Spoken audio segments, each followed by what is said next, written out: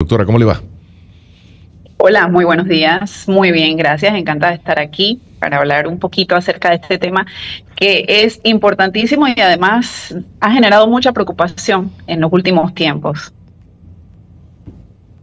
Exacto, bueno, hablemos un Sí, poco de las enfermedades cardiovasculares, cómo se asocian con la obesidad, porque uno diría, hay una serie de factores, pero tal vez ese es el más determinante, y adicional determinante, ustedes que manejan cifras en el sistema de salud pública, ¿desde qué edades? Porque eso es lo más sorprendente cuando vemos las estadísticas más pacientes jóvenes.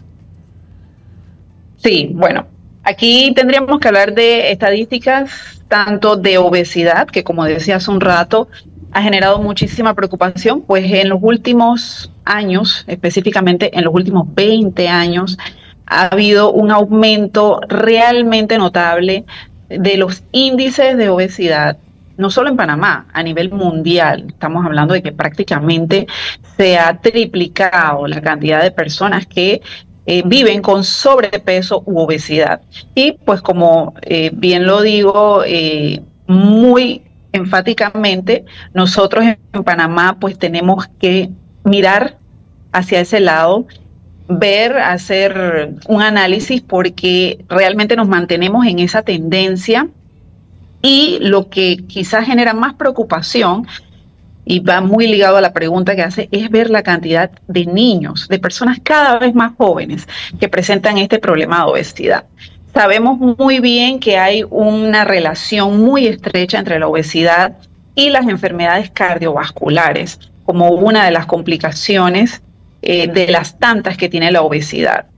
El problema del sobrepeso y la obesidad está más que demostrado, aumenta las probabilidades de que la persona que vive con esta condición tenga problemas de presión alta, tenga problemas de colesterol y triglicéridos elevados, o sea, lo que llamamos dislipidemia, y tenga problemas de diabetes tipo 2.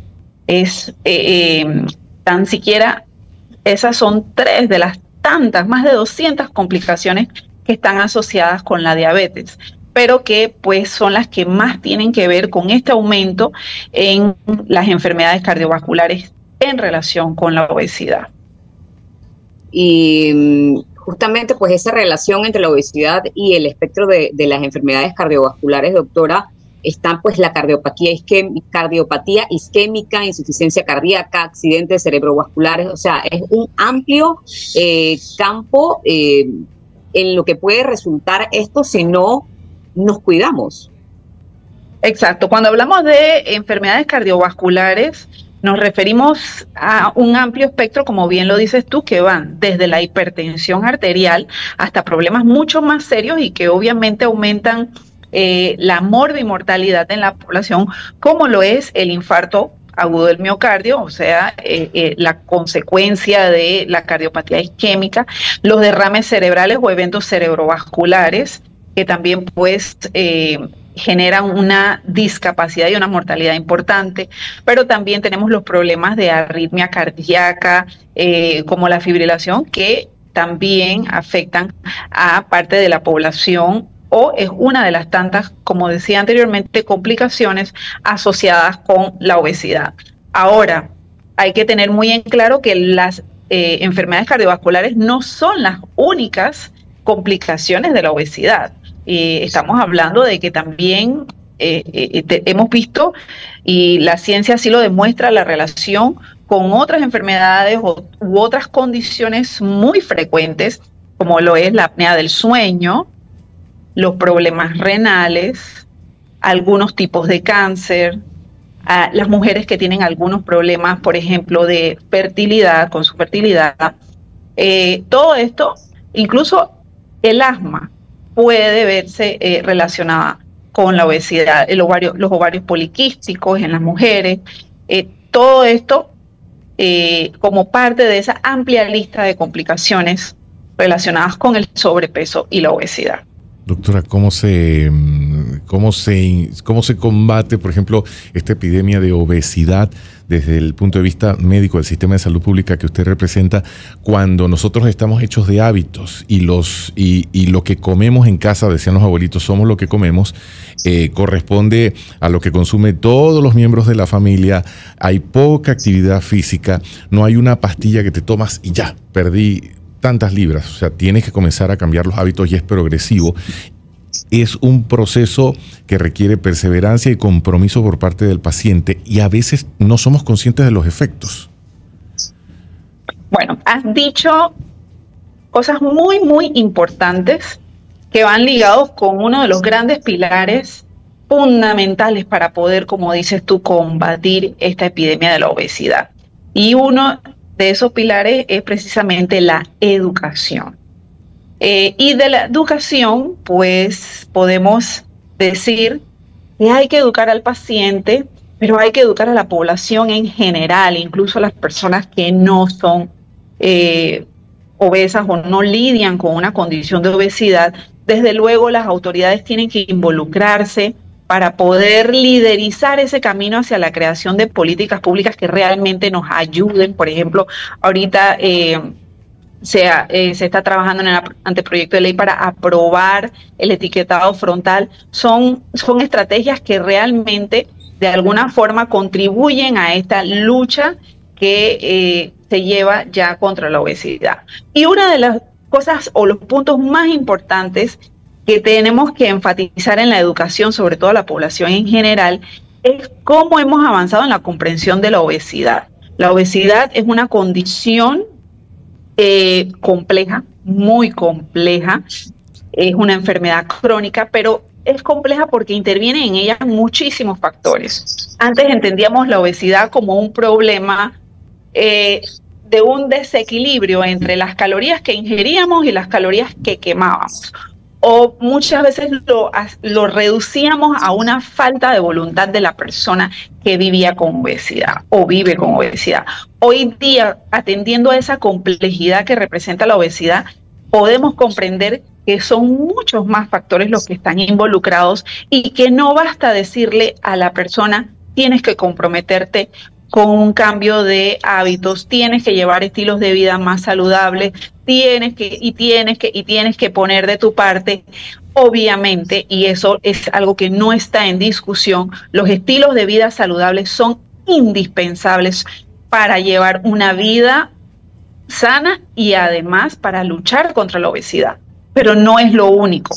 Tenemos que considerar los otros factores, como los factores genéticos, como la microbiota, las alteraciones hormonales y desde luego los factores psicológicos que intervienen en la condición llamada obesidad. Entender que es una enfermedad crónica y como tal tiene que ser tratada, lo que significa que aunque no hay una pastillita única, como bien dices tú, que simplemente te haga desaparecer esas libras de más, sí hay tratamientos hoy en día y tratamientos muy buenos que bien llevados bajo la supervisión y control de un médico son pilares fundamentales para ayudar a las personas que viven con obesidad y sobre todo que están en riesgo de desarrollar o ya están desarrollando morbilidades importantes como las que hemos mencionado, esas complicaciones que sí se pueden revertir o aminorar en la medida que instalemos un tratamiento oportuno.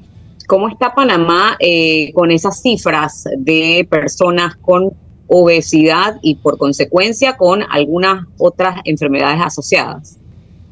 Bueno, como decía, Panamá no escapa de esa tendencia mundial, el aumento de personas con obesidad. Lamentablemente nuestras cifras pues obviamente son preocupantes, muy por encima del 50% de las personas adultas viven con obesidad. 1 de cada 3 niños está ya en ese rango de sobrepeso, obesidad, o sea que realmente tenemos que hacer algo y ese algo es una manera muy simplista de definirlo. Tenemos que hacer muchas cosas en realidad para poder lidiar con este problema y poder atender y realmente abordar estas estadísticas.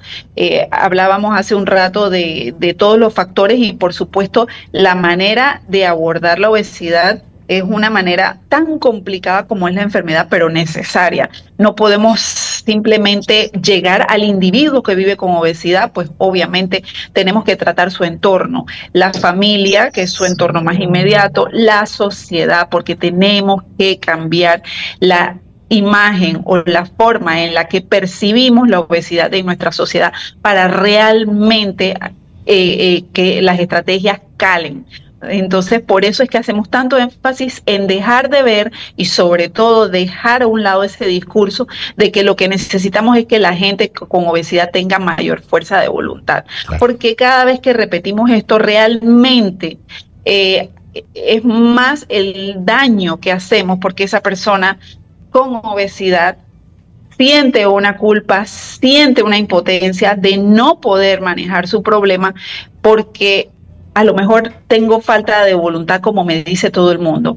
Y entonces cada vez se distancia más de entender que realmente es una enfermedad y una condición en la que son muchos los factores que están interviniendo y que necesita la ayuda y el soporte profesional, pero también de su entorno, día a día, para poder mantenerse en ese camino que lo llevará a una vida más sana y con menos peso. Doctora, antes de que se nos acabe el tiempo, solamente y rápidamente, señales de alarma cuando hablamos de enfermedades cardiovasculares, red flags o banderas rojas que nos digan, ok, aquí hay una situación sensible, busquemos la asesoría médica inmediatamente.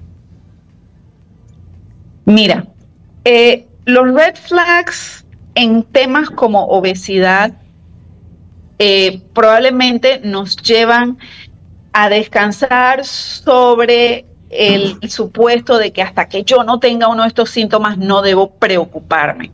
Por eso en realidad a mí no me gusta enfocarme tanto en las banderas rojas o en los red flags, sino apelar a ese sentido de cada una de las personas que saben que están lidiando con un problema de peso, con sobrepeso, o ya en la obesidad, que se hagan un control de salud y conversen con un médico, y es ahí donde realmente van a ver el panorama de cuál es su situación de salud y qué tanto está incidiendo la obesidad en su calidad de vida, en el desmejoramiento de su salud, por supuesto, en menos años de vida y con menor calidad, menos energía en el día a día, y eso es una cadena de eventos, afecta el sueño, afecta incluso la calidad de las relaciones sexuales. Muchas personas no saben eso y buscan otras soluciones cuando en realidad una de las principales causas que subyace en su peso no la está atendiendo. Muy bien. Interesante, de verdad, todas esas recomendaciones y, por supuesto, acudir a esa atención primaria para el tratamiento oportuno.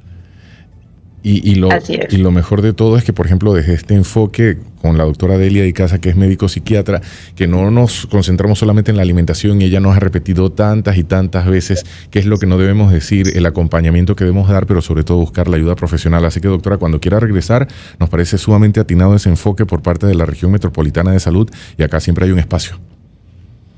Con muchísimo gusto, a la orden siempre.